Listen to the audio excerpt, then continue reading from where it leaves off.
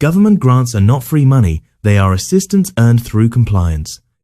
Receiving a grant is easy.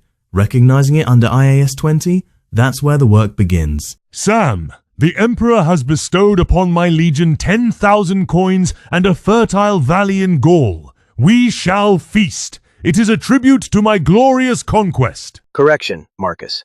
My sensors detect a 100% probability that this is a transfer of resources in exchange for past or future compliance with specific conditions. It is a data injection. Actually, both of you are circling it. Under IAS 20, a government grant is an assistance by government in the form of transfers of resources to an entity. Marcus, it's not a tribute. It's usually tied to you doing something specific, like building a bridge or hiring locals. I do not comply, Sam. I conquer.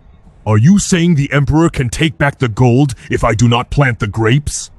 Exactly. If there is no reasonable assurance you will meet the conditions, we cannot recognize it. Probability of Marcus planting grapes, 0.04%. Probability of Marcus eating the grapes and demanding more gold, 99.96%.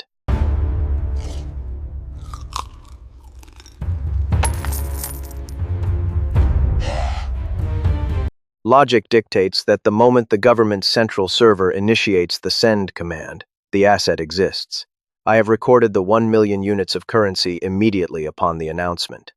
Foolish metal box! You do not count the spoils until the wagons are inside the city walls and the gates are bolted. If I don't see the gold, it does not exist. You are both wrong again. Rob, we don't recognize it just because it is announced. We need reasonable assurance that the entity will comply with the conditions and the grant will be received. So, I must wait until I have the coins? Not necessarily, Marcus. It's not just cash basis. If the contract is signed and you are already meeting the criteria, we recognize it. But Rob, announcement is not enough. Governments change their minds. My circuits find changing minds to be an inefficient biological error. When grants arrive in non-cash form, fair value reveals their true financial impact. Government assistance may look cheap, accounting insists on measuring its real price. The Caesar has given me a mountain. Not gold from a mountain, but the mountain itself. How do I record a mountain in your tiny ledger, Sam? I shall value it by the number of enemies I can throw off the top. Valuation error. A mountain has no binary value unless converted to raw minerals. I have recorded this grant at a value of 0, as it cost the government nothing to give it to you. That's a common mistake, Rob. IAS 20 allows us to account for non-monetary assets, like land, at fair value. Marcus, we don't value it by its lethality. We value it by what it would cost to buy that mountain on the open market. Buy a mountain? One does not buy nature. One takes it.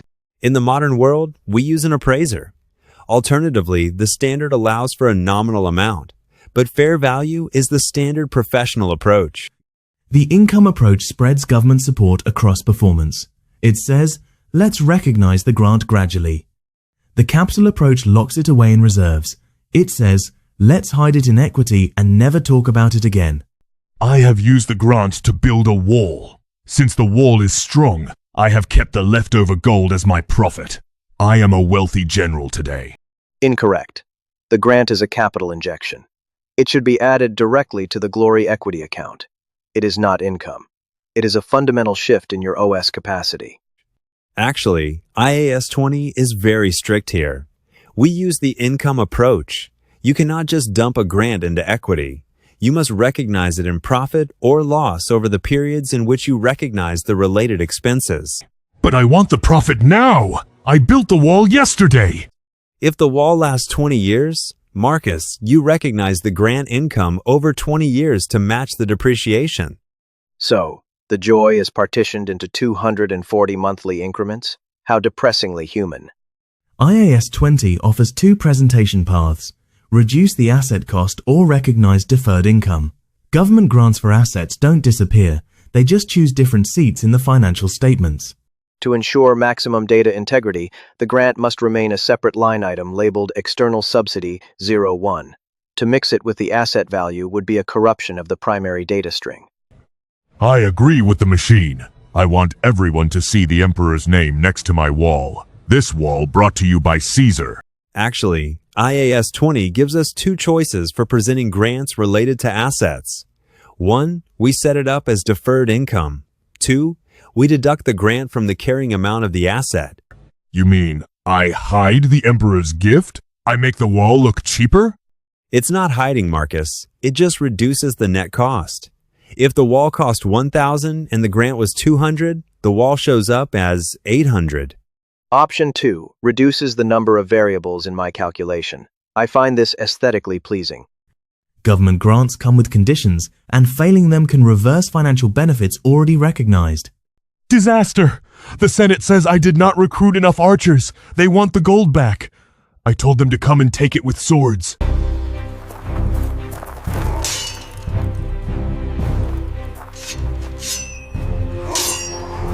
I have already deleted the grant from the history files. It no longer exists. I have retroactively adjusted all previous years to pretend the government never interacted with us. Rob, stop gaslighting the ledger. You cannot just erase history. A repayment of a grant is treated as a change in accounting estimate. So, I do not go to prison? No, but you have to pay it back. First, you apply the repayment against any unamortized deferred credit. If the repayment exceeds that, you recognize the rest as an immediate expense. An expense? I shall call it a sunk cost of political betrayal. My betrayal subprocessor is currently not responding. Sam, your standards are remarkably forgiving of Marcus's incompetence.